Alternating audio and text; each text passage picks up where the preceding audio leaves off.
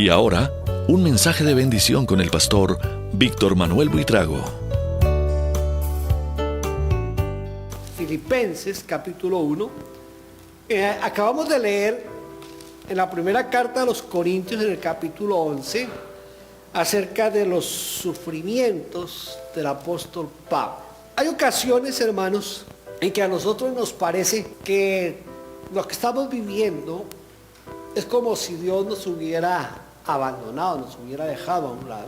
Hay circunstancias que son a veces demasiado adversas, contrarias hacia nosotros, pero todo depende de la óptica, el lente que usemos para ver las cosas. El apóstol Pablo ve como una bendición especial lo que a él está pasando, y él piensa que lo que le sucede, Dios lo está tornando en bendición.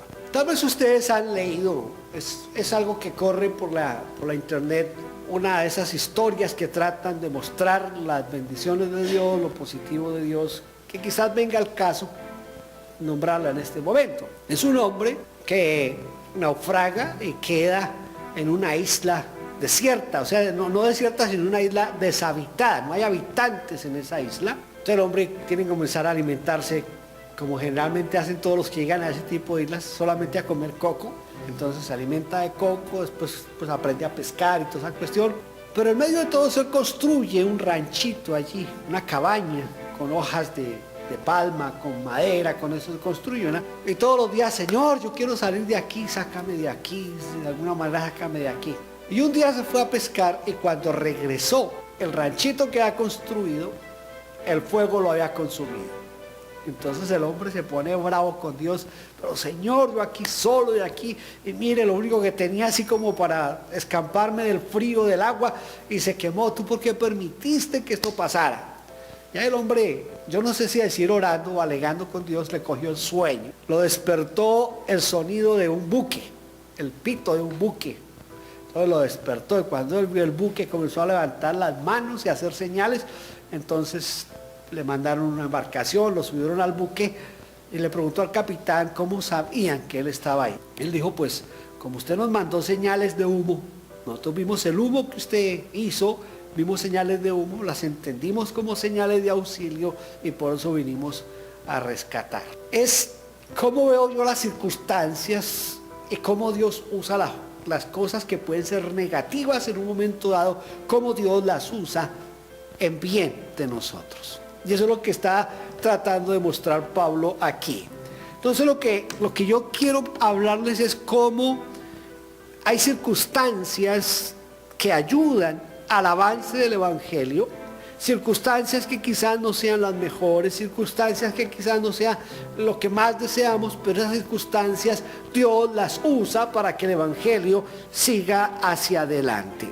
Pablo está en la prisión, y estar en la prisión no es algo muy agradable, pero aún allí en la prisión Pablo muestra gozo, y él dice que es motivo de gozo para él que lo que está pasando se esté convirtiendo en una manera que Dios está usando para el avance del Evangelio. Entonces miremos cómo Pablo ve todo positivo para la predicación del Evangelio.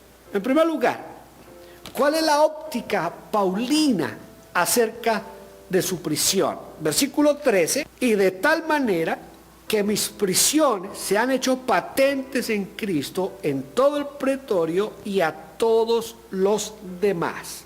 Mi Biblia tiene una nota aquí que dice que en toda la guardia pretoriana era un grupo selecto de soldados que fue organizado por Augusto en el año 2 antes de Cristo, y estaba compuesto originalmente por unos 9 a 10,000 hombres. Estos guardias estaban asignados al Palacio Imperial en Roma y a los palacios de los procuradores y gobernadores provinciales. La palabra aquí se traduce pretorio, es pretorion, que también se dice del palacio de Pilato en Jerusalén. Esa es la nota que tiene el señor Harper aquí para hablar del pretorio. Entonces el pretorio era un batallón que generalmente estaba cerca al palacio real para cuidar en este caso al emperador, al César, y según el señor Harper, también a los procuradores romanos. Entonces, cuando Pablo menciona aquí, dice que mis prisiones se han hecho patentes, aún en medio del pretorio, en el pretorio, está hablando que la posibilidad de que el evangelio fuera predicado a todos esos soldados se dio solamente porque él estaba preso. Nosotros podemos ver la circunstancia como adversa, como que no la queremos vivir, pero Pablo dice, pero esto ha servido para que yo le predique a todos estos soldados. Entonces, sirve que yo esté preso, en ese caso sirve porque le estoy predicando a los que están aquí, siendo la guardia presidencial, iba a decir yo, pero la guardia del rey o del emperador. Cuando uno ve esto, yo creo que el apóstol Pablo también en cierta manera como que recibe lo que le está pasando como algo que no lo puede coger desapercibido. ¿Ustedes se acuerdan del profeta Agabo? ¿Han oído hablar del profeta Agabo? El profeta Agabo, si usted mira rápidamente, usted busca en Hechos capítulo 21, en el versículo 10, usted va a encontrar que Agabo el profeta, él profetizó que Pablo iba a estar preso. Entonces, si a mí me profetizan que voy a estar preso, cuando esté preso no tengo por qué sorprenderme. Eso Dios lo había dicho con anticipación. Pero aparte de eso, cuando Pablo recién se convierte, Dios le dice a Ananías, ve porque instrumento me es escogido. Dice, y yo le mostraré cuánto le es necesario padecer por causa de mi nombre. Entonces, cuando Dios llama a Pablo, que lo llama a la salvación, lo llama al ministerio, lo llama también al sufrimiento. Entonces, cuando Pablo está aquí en la cárcel, no lo ve como algo extraordinario, sino que él lo ve como parte de lo que Dios tenía designado para él. ¿Cómo vemos nosotros nuestras dificultades? ¿Cómo vemos nosotros cuando estamos atravesando momentos difíciles? ¿Lo vemos como una oportunidad de Dios para glorificarse en nosotros, para bendecirnos, para ayudarnos en algo? ¿O lo vemos como lo más terrible y como si estuviéramos abandonados por Dios? Depende entonces de la manera en que nosotros miremos las cosas, así mismo las podemos transformar en bendición o no bendición. Versículo 14 dice, y la mayoría de los hermanos, cobrando ánimo en el Señor con mis prisiones. ¿Qué están haciendo los hermanos? Pablo está preso. ¿Por qué está Pablo preso? Por predicar el evangelio. Por predicar el evangelio dijeron que él era un guerrillero, si se puede usar ese término, era una persona que estaba revolucionando al pueblo, que estaba poniendo al pueblo en contra del imperio.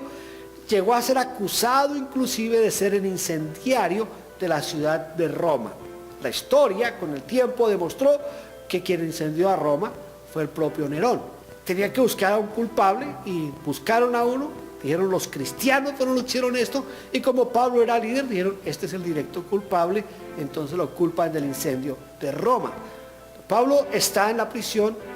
Estando allí en la prisión, los hermanos saben que Pablo está preso por predicar el evangelio, pero ellos no dicen, oiga, yo mejor me quedo calladito, porque si me quedo calladito no tengo problemas.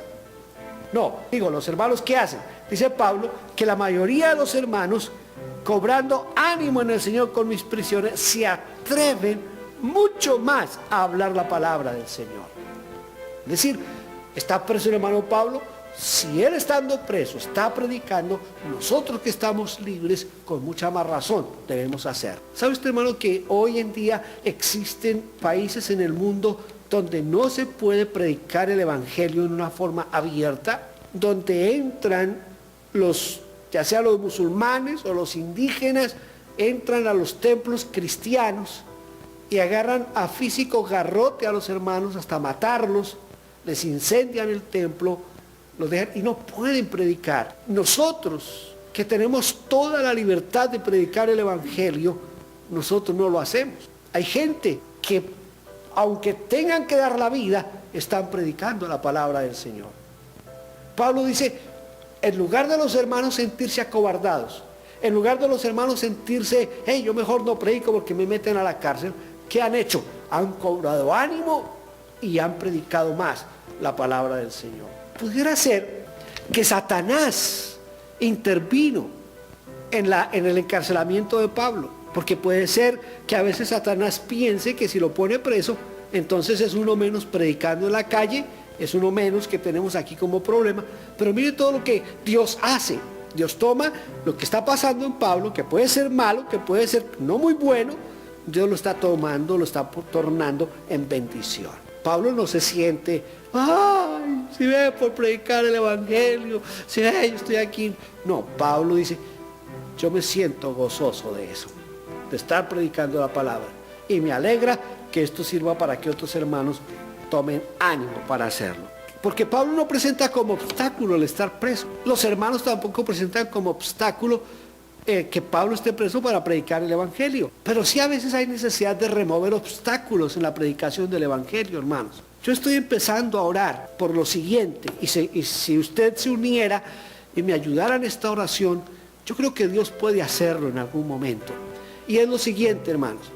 Yo estoy asombrado con la manera en que los medios de comunicación social modernos, lo que se ha dado en llamar las redes sociales, cómo se están usando tan mal por parte de la iglesia y se están usando para pelear entre ministros, a denunciarse el uno al otro, que este es un hereje, que este es un vividor, que este es un hijo del diablo, que este está poseído por Satanás, que este hizo pacto con el diablo, hablando ministros de ministros. Y cuando yo veo eso, generalmente lo que hago es leer los comentarios de la gente.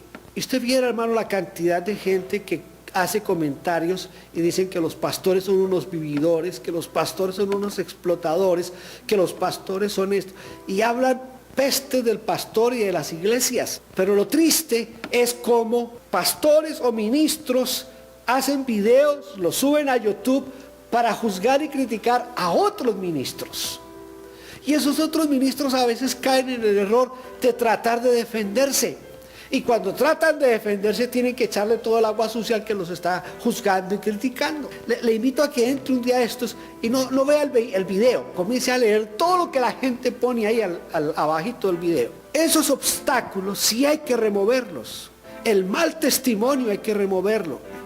El mal testimonio sí puede perjudicar la predicación del evangelio. ¿Cuánto afectó a la iglesia la caída de grandes ministros? Ha sido afectada tremendamente por el testimonio de uno o de otro, inmediatamente la iglesia es afectada. Eso sí hay que removerlo.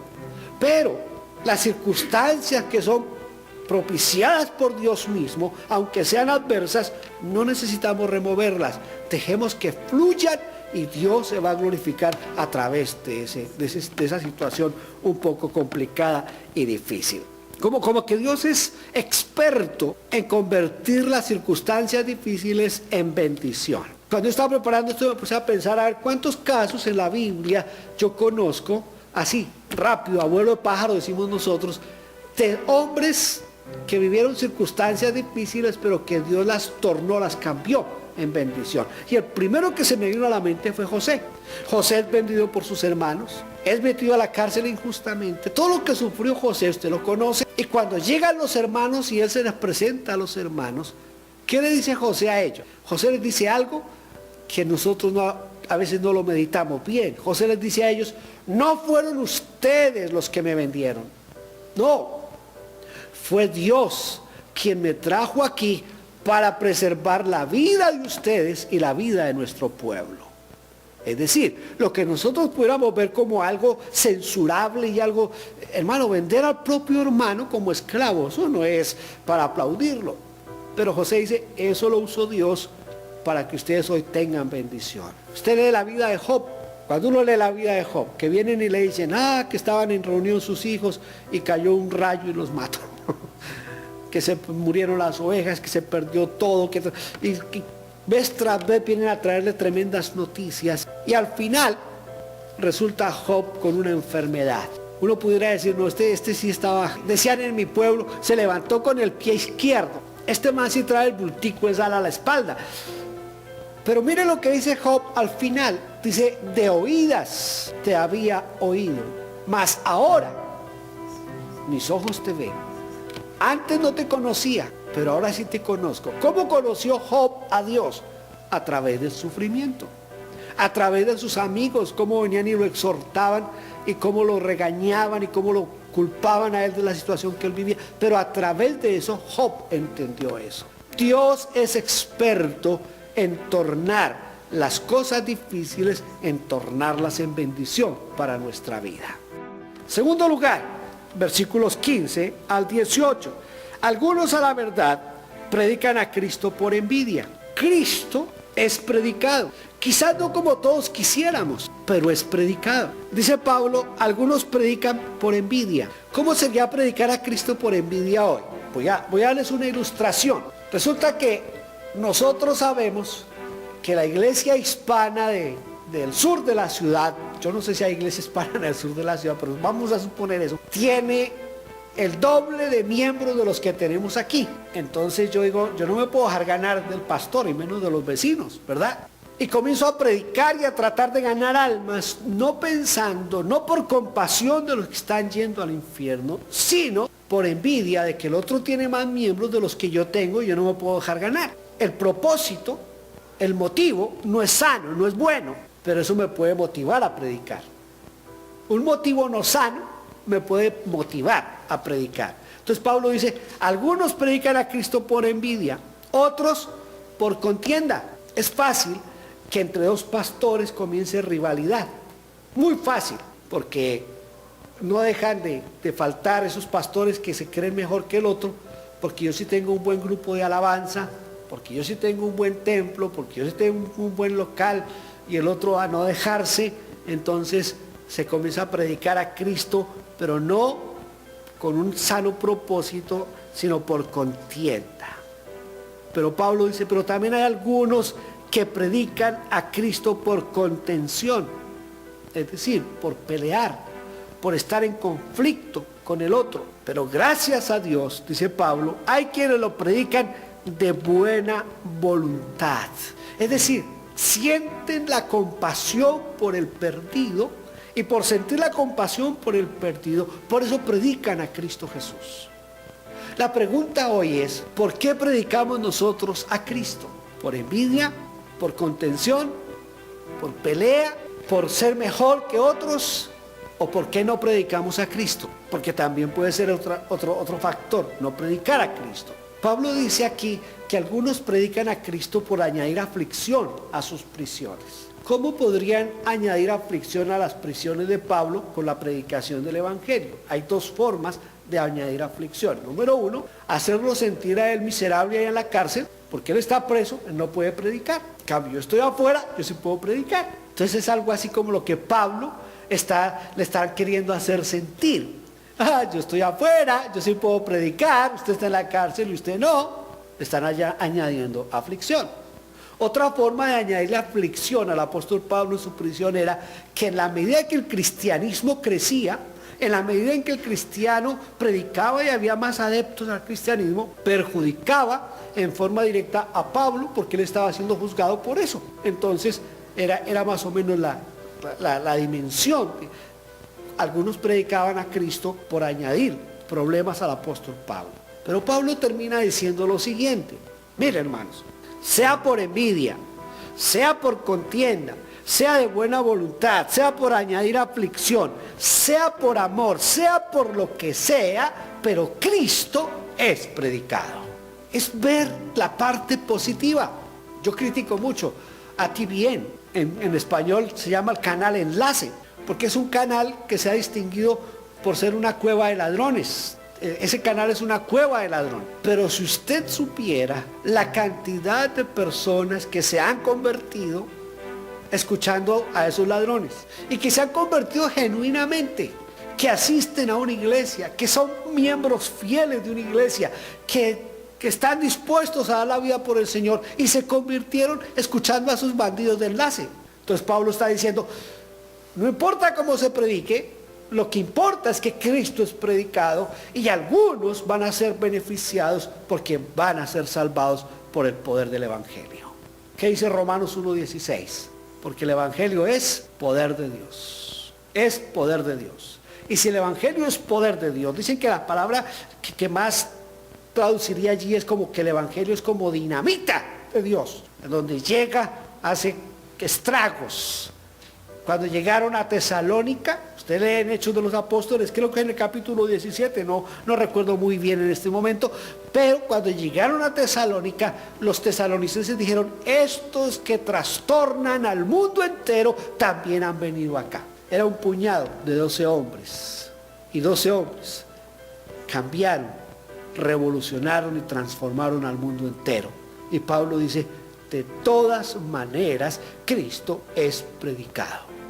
Entonces no importa en la forma en que se haga, no importa los motivos que muevan al predicador, lo que importa es que Cristo es predicado. ¿Se da cuenta la diferencia de mirar?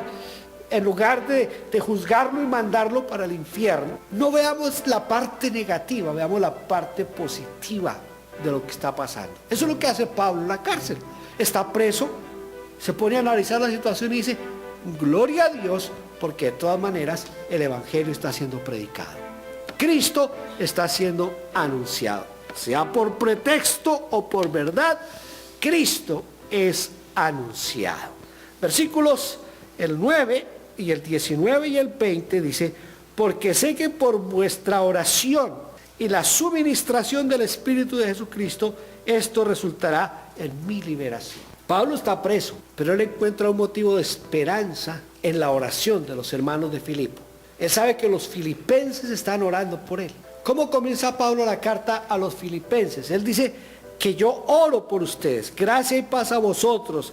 Dice, doy gracias siempre que me acuerdo de vosotros, el versículo 3. Pablo ora por los filipenses oran por Pablo. Hermano, la oración de intercesión es muy importante en la vida de la iglesia.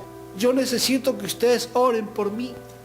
Cada iglesia debe orar intensamente por su pastor. Deben de orar, rogar a Dios por su pastor. Que Dios le supla todas sus necesidades económicas, que Dios le dé todas las bendiciones espirituales, que Dios aleje toda tentación de la vida del pastor, que Dios lo mantenga a ese hombre siempre de pie y siempre con buen testimonio. Hay tantas cosas por las cuales orar por el pastor, por la familia del pastor. No hay ninguna otra familia en la iglesia que sea más mirada y sea más atacada que la familia del pastor. Si alguien es abogado, ningún cliente espera que la esposa del abogado lo atienda, a menos que también sea abogada.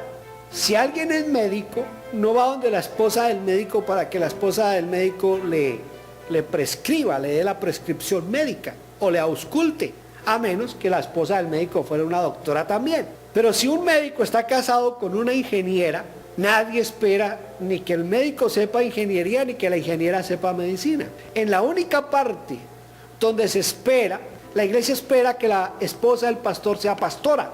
Es un error. La iglesia espera que los hijos del pastor sean pastorcitos y tienen que vivir sin tacha.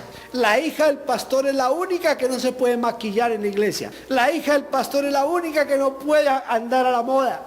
El hijo del pastor es el único que no se puede dejar crecer el pelo. El hijo del pastor cuando es pequeñito es el único que no puede correr en el templo. Todo eso son presiones sobre el ministerio pastoral. Necesitamos una iglesia que ore por nosotros para que nosotros podamos resistir toda esa presión. Los hermanos no lo hacen de mala fe ni de mala gana, no es porque nos quieran hundir. No, son cosas que pasan en la iglesia, pero necesitamos que Dios nos ayude a nosotros a soportar eso. Necesitamos que la iglesia ore por nosotros, interceda por nosotros. Y nosotros, como pastores, necesitamos interceder por ustedes. La intercesión tiene que ser mutua. Usted ora por mí, yo oro por usted. Oremos por los ministros, oren por mí, yo oro por ustedes. Sí les he contado que yo tengo una agendita de oración y ahí tengo los nombres de todos ustedes. El Señor bendice, les voy dando por nombre propio al Señor. Él sabe, los conoce a ustedes y sabe quién. Yo pudiera decirle, bendice a los hermanos de Vida Nueva en London, Señor, y ya, ahí quedaron todos incluidos. No, yo prefiero decirle, Señor, bendice a Miriam, bendice a Danilo, bendice. ¿Sí me entienden? Uno por uno, darle los nombres al Señor. Ore usted así por nosotros. Diga, Señor, bendice al pastor, bendice a la hermana Doris, bendice a Joana, bendice a Jonathan, bendice a David, a Daniel. Que nos bendiga. Y se dan cuenta, cómo Dios nos va a respaldar a nosotros y a ustedes con esa oración recíproca. Por eso Pablo dice, yo oro por ustedes, oren por mí, porque eso va a resultar en mi liberación. Y termina Pablo en esta sección, versículo 21 al 24, diciendo, porque para mí el vivir es Cristo y el morir es ganancia. ¿Cuántos pudieran decir como Pablo aquí? Para mí el vivir es Cristo y el morir es ganancia. Porque sabe que no nos queremos morir. Todos queremos ir al cielo, pero ninguno quiere morir. Yo no entiendo cómo se quiere ir al cielo sin morirse. Bueno, a menos que Cristo viniera en este momento y nos transformara, nos vamos sin necesidad de pasar por la muerte. Pero si no, hay que morirse para ir al cielo. Pablo dice, para mí el morir es ganancia.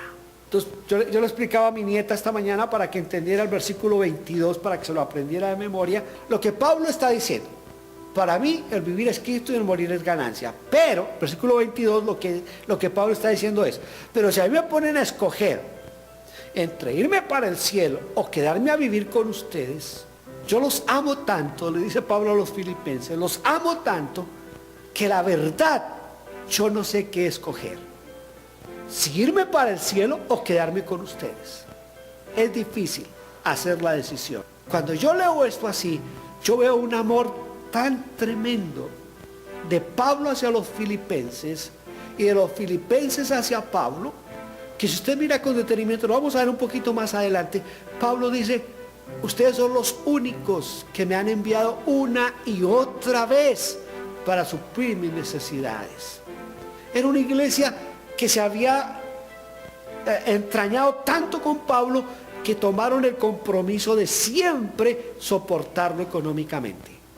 Por eso esta carta yo le he llamado la carta de las misiones, de las ofrendas misioneras. Porque la carta está, ya les dije en la primera predicación, es una carta de agradecimiento por la ofrenda que los hermanos de Filipos le habían mandado a Pablo. Cuando lleguemos allá a esa parte, vamos a mirar lo importante que es ofrendar para misiones.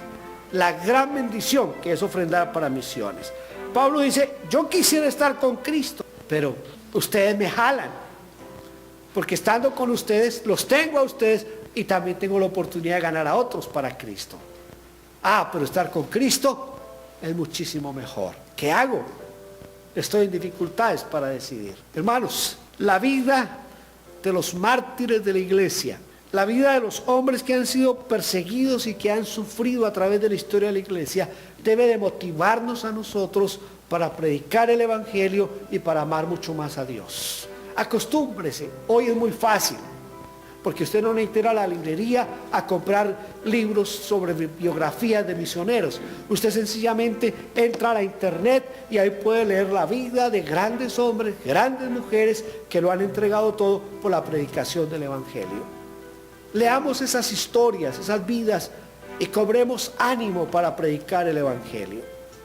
Pablo está diciendo, las circunstancias difíciles Dios las está cambiando en bendición. La próxima vez que esté enfermo, dígale, Señor, ¿qué me quieres enseñar? ¿Cómo te quieres glorificar a través de mi enfermedad? Cuando esté en crisis económica, piense, Señor, ¿qué me vas a enseñar a través de esta crisis económica? ¿Está en conflicto con su familia? Señor, ¿qué me vas a enseñar a través de este conflicto familiar? Dios todo lo puede transformar en bendición. Dios todo lo puede cambiar en bendición. Amén. Póngase.